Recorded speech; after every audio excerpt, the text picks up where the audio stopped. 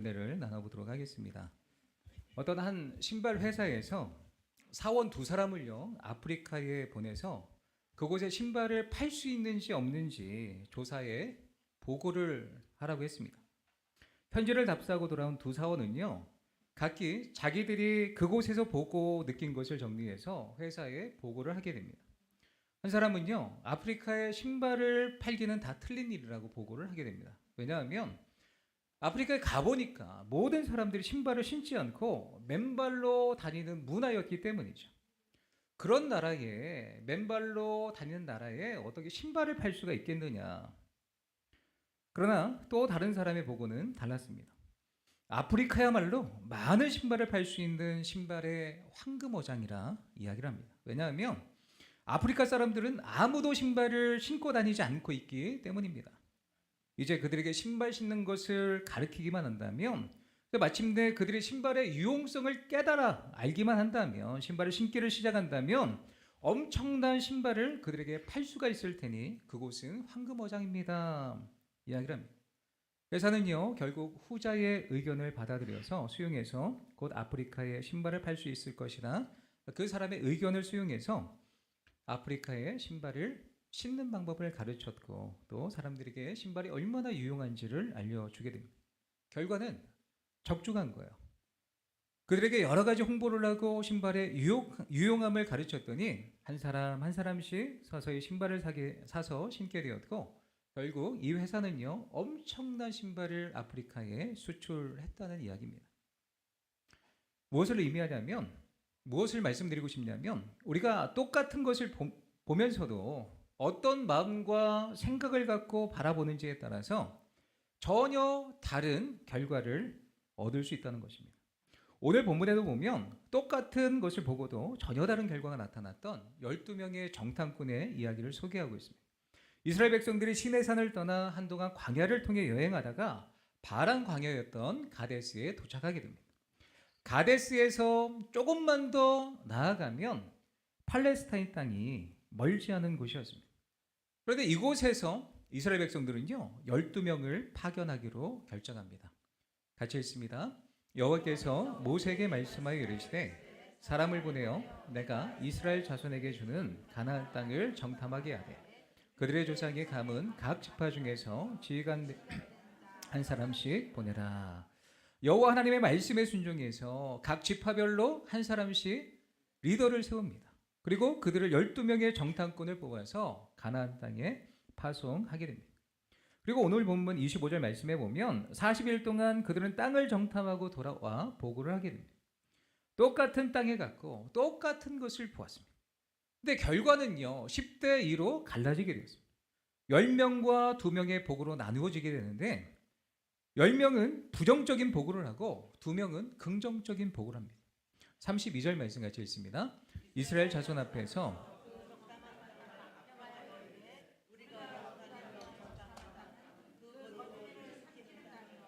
거기서 본 모든 백성은 신장이 장대한 자들이며 10명의 정탐꾼들은요 그 땅을 보았지만 악평하여 이르되 라고 말하고 있습니다. 우리가 싸워야 될 대상은요 어마어마한 거인입니다. 또 33절에 보면 그 땅의 거민을 거인으로 표현하고 있어요. 그들과 우리를 비교해 보면 우리는 메뚜기 같다 이야기를 합니다. 여기에서 심리학자들이 말하는 심리학 용어가 나오죠. 거인 컴플렉스 그리고 메뚜기 컴플렉스라는 단어가 나옵니다. 자신을 바라볼 때 스스로를 학대하고 있는 거예요. 나는 메뚜기 같은 존재에 불과하다라는 거죠. 이 두 그룹의 보고의 차이를 맞는 것은 무엇이었을까? 똑같은 것을 보았습니다. 똑같은 환경, 똑같은 땅을 보았습니다. 똑같은 사람을 본 거예요. 그런데 이렇게 혁혁한 차이가 나타났던 것은 무엇이었을까요? 한 그룹은 믿음의 눈으로 그 땅을 바라보았고 한 그룹은 그 땅을 육신의 눈으로만 보았다는 거예요. 그렇다면 우리가 이 땅을 살아가면서 우리 가운데 당면한 수많은 환경과 여건들, 우리의 눈으로 보여지는 것들을 우리가 만날 때에 우리는 어떻게 하면 믿음의 눈으로 그것들을 해석하고 바라볼 수 있을까요? 오늘 본문을 통해서 우리가 두 가지 살펴보고자 합니다. 첫 번째 같이 있습니다. 육신의 눈을 뛰어넘어 믿음의 눈으로 보아야 한다. 우리 육신의 시각, 보여지는 것에 의지하지 말고 그 보여지는 것 이상 그 너머에 있는 믿음의 눈으로 하나님께서 하실 일들을 바라볼 수 있는 눈이 우리 가운데 있어야 한다는 것입니다. 폴 브루제라는 사람은요, 이런 말을 했습니다. 생각하는 대로 살지 않으면 사는 대로 생각하게 된다. 생각하는 대로 살지 않으면 사는 대로 생각하게 된다는 거예요. 현재 본문에 이것을 각색해 보면 우리가 믿는 대로 보지 않으면 보는 대로 믿게 된다는 거예요. 12명의 정탐꾼 중에 10명이 보는 대로 믿었고 보이는 대로 믿었던 것입니다. 사실 민수기 13장 1절 말씀에 보면 하나님께서 이스라엘 백성들에게 12명의 정탐꾼을 가나안 땅에 보내라 말씀하시는 것처럼 여겨지지만 이 신명기 1장 말씀해 보면 가나안 땅, 그러니까 38년의 그 40년 광야 생활을 마치고 이제 그 이스라엘 백성들이 가나안 땅에 들어가기 바로 직전에 모세가 이 민수기 13장 말씀을 회상하면서 이렇게 이야기를 하고 있습니다. 같이 읽습니다. 너희가 죄송합니다. 21절입니다. 시작. 너희의 하나님 여호와께서 이 땅을 너희 앞에 두셨은즉 너희 조상의 하나님 여호와께서 너에게 이르신 대로 올라가서 차지하라. 두려워하지 말라. 주저하지 말라 한즉. 하나님께서 먼저 정탐꾼을 보내기 전에 뭐라고 말씀하신 거예요? 올라가서 차지하라. 두려워하지 말라. 주저하지 말라. 너희들을 위해서 내가 다 마련해줘서 올라가서 취하기만 하면 돼. 하나님께서 그렇게 말씀을 주셨어요. 하나님께서 이런 말씀을 주셨음에도 이 백성들은요, 하나님의 말씀을 받아들이기 어려웠던 거예요. 그래서 이스라엘 백성들이 어떻게 반응합니까? 같이 읽습니다. 너희가 다 내 앞으로 나와 말하기를 우리가 사람을 우리보다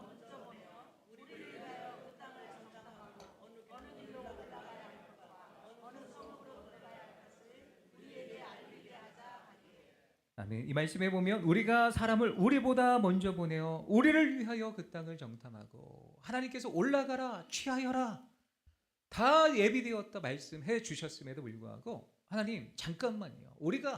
우리보다 사람을 우리보다 먼저 보내어서 그 땅을 정탐해 보는 것이 좋을 것 같습니다. 하나님의 계획을 자신의 계획으로 바꾸고 있는 거예요. 주어가 하나님입니까? 아니죠. 우리가라는 표현이 나와요. 우리의 눈에 우리의 필요에 의해 하나님 앞에 요구를 하며 나아갔던 것입니다. 모세는요 그들의 말을 그들의 요청을 좋게 여겼습니다. 하나님은 그들의 요구를 또한 수용하셨고 모세는 하나님의 말씀에 순종하여서 12명의 정탐꾼을 가나안 땅에 보내게 됩니다. 그들은 하나님의 약속을 믿음으로 받기보다 그들의 눈으로 정말 그 땅이 적과 꿀이 흐르는 하나님의 언약된 땅인지 보고 싶었던 거예요. 그래서 하나님의 계획보다 우리의 계획으로 우리의 눈에 보이기 좋은 대로 계획을 세우고자 하나님 앞에 주장하며 나아갔던 것입니다. 그 결과 그들의 육신의 눈으로 본 결과가 어떻습니까? 여호수아 갈렙을 제외한 10명의 사람들은요 두려움으로 인한 패배주의, 패배의식에 빠지게 됩니다. 그래서 불신앙의 눈으로 본 것을 과장하고 있는 거예요. 32절 말씀 같이 읽습니다. 이스라엘 자손 앞에서 그 정탐한 땅을 악평하여 이르되 우리가 두루다니며 정탐한 땅은 그 거주민을 삼키는 땅이요 거기서 본 모든 백성은 신장이 장대한 자들이며 그것은 사용할 수 없는 악한 땅이라 과장하고 있습니다. 사실 적과 꿀이 흐르는 언약된 땅이라고 하나님께서 말씀해 주셨잖아요. 근데 적과 꿀이 흐르는 땅은 어느샌가 사라져버리고 그 땅은 거주민을 삼키는 땅입니다. 악한 땅입니다. 평가하고 있는, 과장하고 있는 거죠. 육신의 눈으로 본 결과였습니다. 또한 거기서 이 백성들은요 무엇을 구했냐면 신장이 장대한 자들이라고 표현하고 있는데 이 신장이 거대한 거인의 후손이었던 아낙 자손은 22절에 보면 13장 22절에 보면 그들은 주로 헤브론 산지에 살고 있었습니다. 그러나 이들은 눈으로 본 그 결과 두려움에 사로잡히니 가나안 땅 전체에 이 거인족이 흩어져 사는 것처럼 일반화하고 있는 거예요. 이들의 보고를 신명기에서도 살펴보실까요? 같이 읽습니다. 그 성읍들은 크고 성곽은 하늘에 닿았으며 성읍들이 얼마나 큰지 성곽이 하늘에 닿았다 표현을 하고 있죠. 과장법을 사용해서 표현을 하고 있습니다. 성곽이 하늘에 닿을 만큼 높았을까요? 가나안에서 요새화된 성읍들이 많았지만 가장 요새화된 여리고성을 바라보면 그 높이가 10m가 채 되지 않았습니다. 그럼에도 불구하고 이들은 하늘에 닿았다고 고백하고 있는 거예요. 과장법으로 자신들의 눈으로 본 결과 두려움에 사로잡히니 정말 하늘만큼 성곽이 하늘에 닿았을 만큼 높아 보이는 그런 두려움에 사로잡혔던 것입니다. 자신들의 과정법으로 그들의 비겁함을 정당화하고 있습니다. 이것을 또한 그 백성들은요 퍼뜨려서 모든 백성들에게 두려움이란 바이러스를 전파하게 됩니다. 또한 문제를 확대해서 가는 그들은요 자신은 별 볼 일 없다는 열등의식에 사로잡히게 됩니다. 33절 같이 읽습니다. 거기서 네피림 후손인 아낙 자손의 거인들을 보았나니 우리는 스스로 보기에도 메뚜기 같으니 그들이 보기에도 그와 같았을 것이다. 이들은요 이스라엘 백성들에서 선별되고 선별된 리더 아니었습니까? 특공대예요. 그럼에도 불구하고 자기 자신을 어떻게 바라봅니까? 그 거인 앞에서 우리는 메뚜기 같다는 거예요. 자신을 평가절하하고 있습니다. 믿음이 떨어지면 이렇게 자존감이 떨어집니다. 지금 그들은요 육신으로 보이는 거대한 성읍과 거대한 거구들, 도무지 이길 수 없는 현상과 상황을 바라보면서 두려움에 사로잡히는 거예요. 그러니 하나님께 대한 믿음도 떨어지고 자기 자신에 대한 정체성도 자존감도 떨어지게 됩니다. 그래서 자기 자신을 메뚜기로 바라보았다는 거예요. 그들은 자학하고 이제 우리는 아무것도 하지 못한다 말하고 있습니다. 이게 육신의 눈으로 본 자들, 그 이상의 것을 바라보지 못한 자들의 말로인 것입니다. 종교개혁자인 루터의 이야기입니다. 루터의 시대 가운데는 노래를 잘하는 학생들은요 남의 집 앞에 가서 노래를 불러서 돈을 받아 생활고를 해결하는 자들이 적지 않았다고 합니다. 어느 날 루터가 부잣집 창문 안에서 큰 소리로 노래를 불렀는데 노래를 시작하자마자 체격이 크고 무섭게 생긴 사나이가 창문을 열고 뛰어나오는 거예요. 루터는 그 험상궂게 생긴 사나이가 주먹질이라도 할 줄 알고 도망치기 시작합니다. 그래서 사나이는 계속 쫓아왔고 결국 루터를 붙잡게 됩니다. 나를 때릴까? 공포에 벌벌 떨고 있는 루터에게 그 사람은요 주먹이 아닌 돈뭉치를 내밀었습니다. 장학금을 주려는 따뜻한 마음의 자선가였던 것이죠. 루터는 그때를 회고하면서 두려움의 눈으로 세상을 보면 세상 만사가 모두 걱정과 염려로 가득 차 있고 믿음의 눈으로 세상을 보면 세상이 감사하고 좋게 보이며 하나님의 손길이 보인다고 고백하였습니다. 오늘 본문의 10명의 정탐꾼은요 두려움의 눈으로 육신의 시각으로 모든 것들을 바라보았기 때문에 두려움과 걱정과 염려로 가득 차게 된 것입니다. 그러나 여호수아와 갈렙은 그렇지 않았다는 거죠. 믿음의 눈으로 보았기 때문에 해석이 달랐던 것입니다. 지금 10명의 정탐꾼은요 두려움으로 자신들을 메뚜기로 바라보았지만 여호수아와 갈렙은 그 너머 믿음의 눈으로 바라보았을 때에 그 땅과 그 거주민을 어떻게 바라봅니까? 9절 말씀 같이 읽습니다. 그 땅 백성을 두려워하지 말라. 그들은 우리의 먹이라. 신장이 장대하다 평강. 우린 메뚜기다 평가한 게 아니야. 그들은 우리의 먹이다. 우리말로 표현하면 그들은 우리의 밥이다. 여러분 밥을 무서워하는 자가 있습니까? 우리의 양식인 소고기를 보고 와 소고기 어이구 무서워 그런 사람이 있습니까? 무서워 덜덜 떠는 사람이 없다는 거죠. 오히려 그 양식을 주신 하나님 앞에 감사를 해야 되는 게 마땅한 거 아닙니까? 이게 믿음의 사람의 태도였다는 거예요. 여호수아와 갈렙이 그들은 우리의 먹이라 하나님 앞에 감사함으로 표현하고 나아갔던 것입니다. 여전히 그들의 키는 장대해요. 그들의 무기는 남달랐습니다. 그러나 갈렙은 그들의 키를 본 것이 아닙니다. 그들의 무기를 본 것이 아닙니다. 나와 동행하시는 하나님을 본 것이. 그 땅을 주시겠다고 한 하나님의 약속을 믿었기 때문에 해석이 달랐던 것입니다.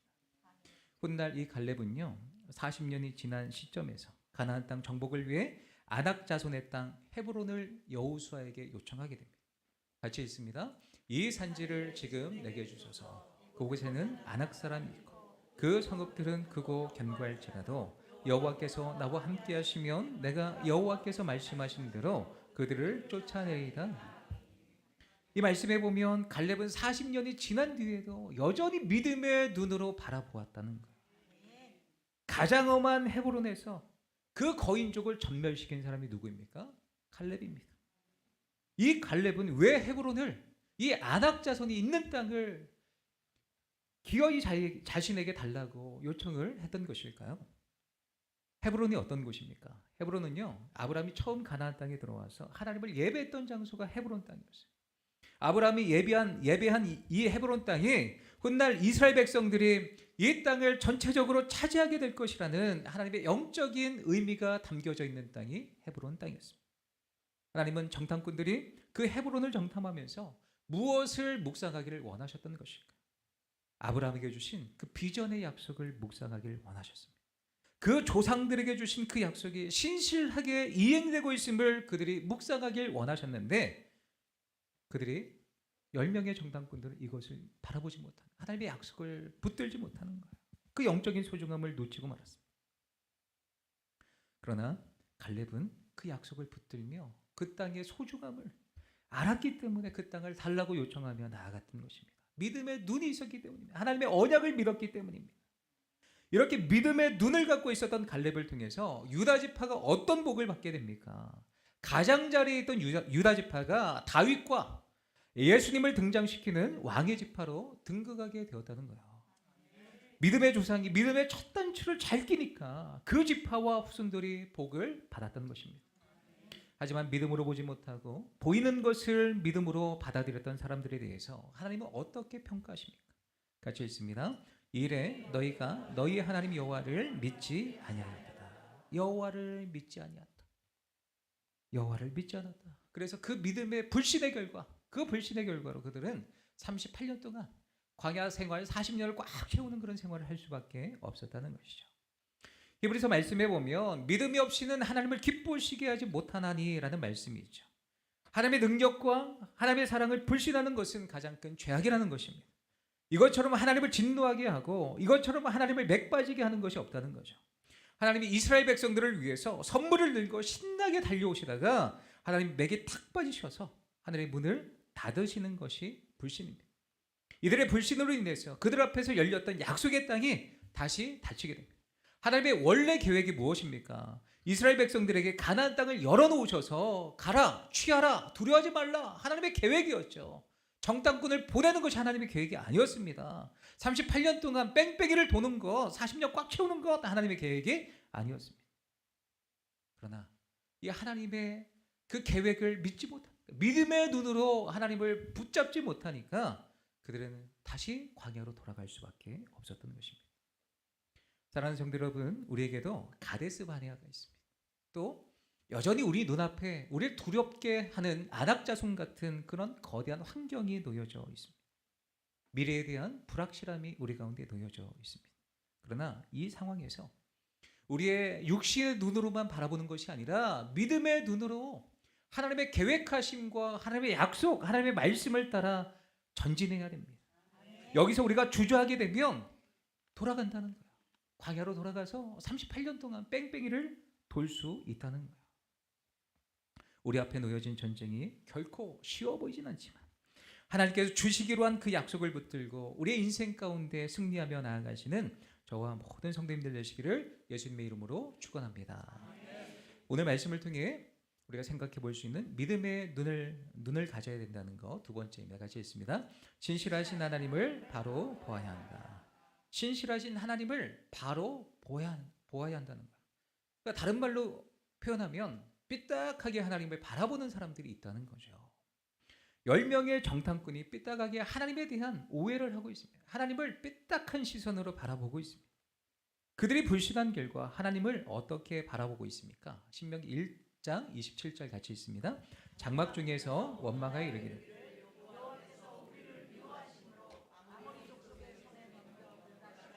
우리를 애굽 땅에서 인도하여 내셨도다.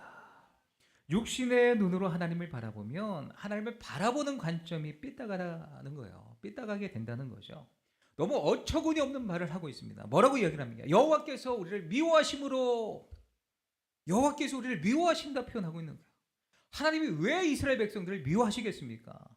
그들이 애굽에서 고통받을 때, 그들이 애굽에서 부르짖을 때 애굽에서 건져 구원해 주신 분이 누구입니까? 여호와 하나님이세요. 그런데 그 하나님의 사랑과 은혜를 기억하지 못하고 삐딱한 시선으로 여호와께 우리를 미워하심으로 표현하고 있는 거죠. 또 홍해 앞에서 그들이 죽게 됐다고 부르짖을 때도 마른 땅같이 건너게 해주신 분이 여호와 하나님이셨어요. 마라의 쓴물도 단물로 바꿔주시고 엘림의 12샘으로 오아시스를 채워주신 분이 여호와 하나님이셨음에도 불구하고 하나님이 우리를 미워하심으로 표현하고 있는 거예요. 말도 안 되는 말이죠. 하나님이 그럴 리가 없습니다. 멸망시키기 위해서 인도해내신 게 아니라 구원하시기 위해 인도해내셨고 그들을 멸하기 위해서 인도해내신 것이 아니라 적과 꿀이 흐르는 약속의 땅 가나안으로 인도해 주시기 위해서 이끌어 주셨습니다. 그럼에도 불구하고 그들이 모았던 성들, 견고한 성읍들, 거인과 같은 그들의 키, 그들이 가지고 있는 무기들을 바라보고 마음이 뺏겨서 하나님을 삐딱한 시선으로 바라보게 되었던 거예요. 그렇습니다. 우리가 눈에 보이는 현상과 환경을 바라보며 그 환경에 압도되면 하나님을 좋지 않은 시각으로 바라볼 수 있다는 거예요. 그 현상과 환경 너머에 있는 하나님의 축복과 하나님의 언약을 바라보지 못한다는 거죠. 프랑스의 샤를르 푸코라는 사람이 있습니다. 이분이 군인이었는데 예수 그리스도를 만난 후에 수도사가 되었습니다. 그분이 쓴 사하라의 불꽃이라는 책에서 하나님을 믿는 그리스도인에게 가장 어려운 것이 있다면 무엇이겠습니까? 이 질문에 대해 그는 이렇게 대답합니다. 하나님을 믿는 그리스도인에게 가장 어려운 것이 있다면 하나님을 믿는 것입니다. 여러분, 우리가 얼마나 쉽게 하나님을 믿는다고 고백합니까? 그런데 왜 그리스도인들이 현실적인 삶 속에서 하나님과 전혀 동떨어진 삶을 살아갑니까? 그 순간 그 자리에 하나님이 계시다는 사실을 우리가 인식하지 못하는 거예요. 나를 구원하기를 기뻐하시고 나에게 은혜 베풀고 사랑을 베푸시는 그 하나님이 계심에도 불구하고 하나님을 온전히 바라보지 못하는 거예요. 하나님에 대한 잘못된 오해를 하고 있는 것입니다. 이 10명의 정탐꾼이 현실적인 삶에서 하나님을 믿지 못하고 있습니다. 그러나 육신의 눈을 뛰어넘어 믿음의 눈으로 보았던 여호수아 갈렙의 특징은 같이 있습니다. 다만 여호와를 거역하지는 말라.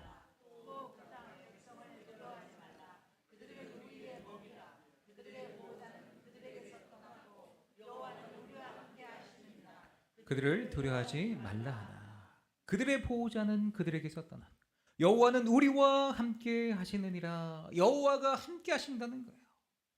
하나님은 이 여호와의 이름을 맨 처음 누구에게 주셨냐면 모세에게 알려주셨습니다.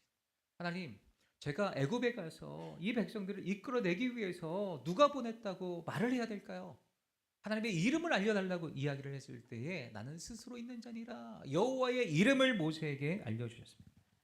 그러니까 스스로 존재하시는 분, 영원 전부터 계시고 영원까지 존재하시는 분이 바로 여호와 하나님이십니다. 또 여호와라는 이름 속에서 이 출애굽 백성들에게 무엇을 알려주신 거예요? 애굽의 모든 우상들은 거짓이고 이스라엘 백성들을 구원할 분은 오직 여호와밖에 없다는 거예요. 그 여호와의 이름 가운데 승리를 기대할 수 있었다는 것입니다. 그 여호와가 우리와 함께 하신다. 여호수아와 갈렙이 뭐라고 이야기합니까? 그 여호와가 스스로 계신 분, 영원 전부터 계시고 영원까지 계시는 그 여호와가 우리와 함께 하신다 이야기를 합니다. 제가 축구를 굉장히 좋아합니다. 제가 축구를 좋아하는데요. 예전에 교회 대항으로 이제 친한 목사님이 자기 교회 청년부하고 이제 제가 담당하는 청년부하고 축구 시합을 하자는 거예요. 축구를 좋아하니까 그렇게 하자 했습니다. 결과가 어떻게 됐냐면 13대 0인가로 이겼을까요? 졌을까요? 졌습니다. 졌어요.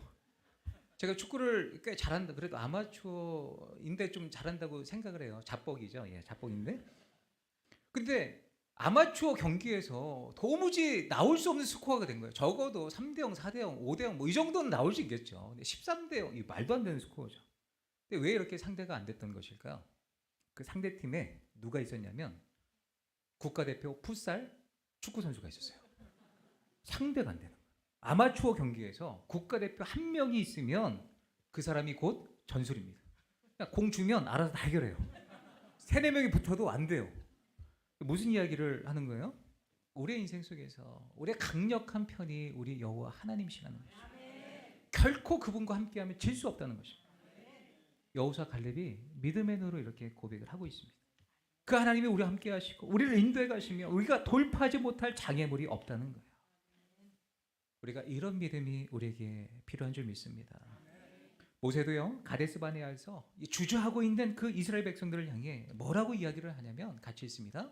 너희보다 먼저 가시는 너희 하나님 여호와께서 애굽에서 너희를 위하여 너희 목전에서 모든 일을 행하신 것 같이 이제도 너희를 위하여 싸우실 것이며 너희보다 먼저 가시는 너희 목전에서 너희를 위하여 싸우실 것이요. 우리가 믿는 하나님께서 하늘 보좌에 가만히 머물러 계시는 분이 아니라는 거예요. 우리의 삶의 현장에 찾아오셔서 우리와 동행해 주시는 줄 믿습니다. 우리가 나가는 길보다 앞서서 모든 상황을 정리해 주시는 분이 여호와 하나님이십니다. 하나님은 출애굽만 시켜놓고 그들을 떠나시는 분이 아니에요. 가나안 땅까지 함께 가주시겠다고 말씀하고 있습니다. 아이만 낳게 하시고 방치하시는 하나님이 아니십니다. 창업만 해놓고 떠나가시는 하나님이 아니시고 결혼만 시켜놓고 눈을 감으시는 하나님이 아니십니다. 사람은 홀로 있다고 생각하니까 두려워하는 거예요. 아무리 무서운 산길도 홀로 가면 두렵지만 아버지의 손을 잡고 가면 아이는 두렵지 않습니다. 험한 인생길 우리 홀로 가는 것이 아닙니다. 우리 하나님이, 그 강력하신 하나님이 우리와 함께 하시는 줄 믿으시기 바랍니다. 또 모세는 이스라엘 백성들을 향해 뭐라고 이야기를 합니까? 같이 읽습니다. 광야에서도 너희가 당하였거니와 않는 것 같이 너희 하나님 여호와께서 너희가 걸어온 길에서 너희를 안으사 이곳까지 이르게 하셨느니라.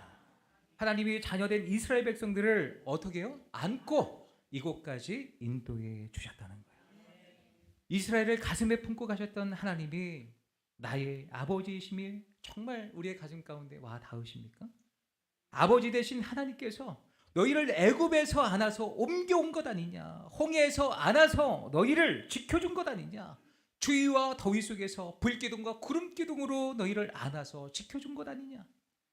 이와 같이 가나안 정복도 너희의 실력과 방식으로 되는 것이 아니라 내가 너희를 안고 갈 때에 이 가나안 정복을 할 수 있는 것이다 말씀하고 있는 거예요.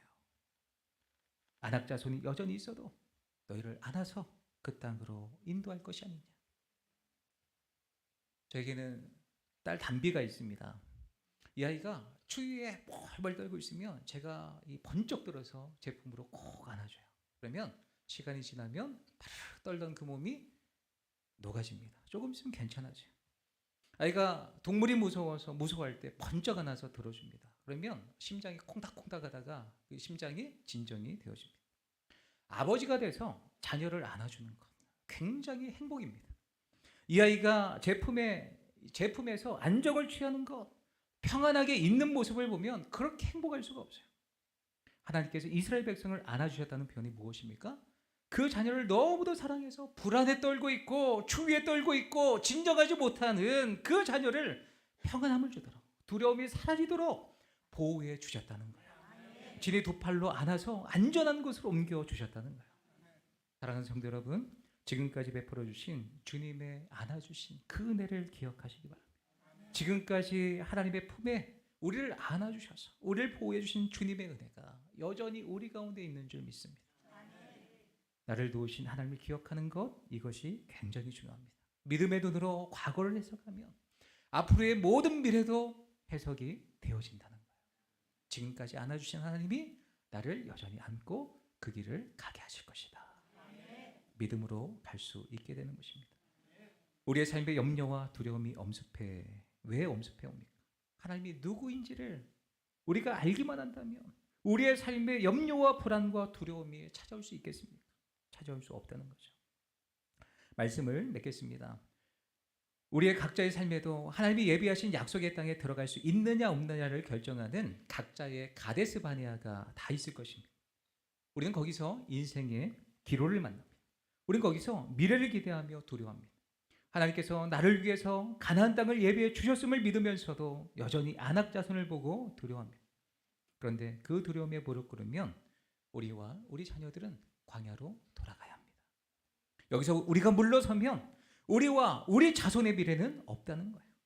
우리 눈앞에 보이는 이 안악자손은 장애물입니다만, 그러나 중요한 것은 하나님을 믿는 사람들에게는 이것이 더 이상 장애물이 될 수 없다는 거죠. 왜냐하면 하나님은 문제보다 더 크신 분이기 때문에, 그 하나님이 우리와 함께 하신다는 사실을 믿는다면 우리는 담대히 돌파할 수 있는 것입니다. 그러므로 보이는 대로 믿지 말고 하나님의 약속과 말씀을 믿는 대로 보며 살아가시는 저와 모든 성도님들 되시기를 예수님의 이름으로 축원합니다.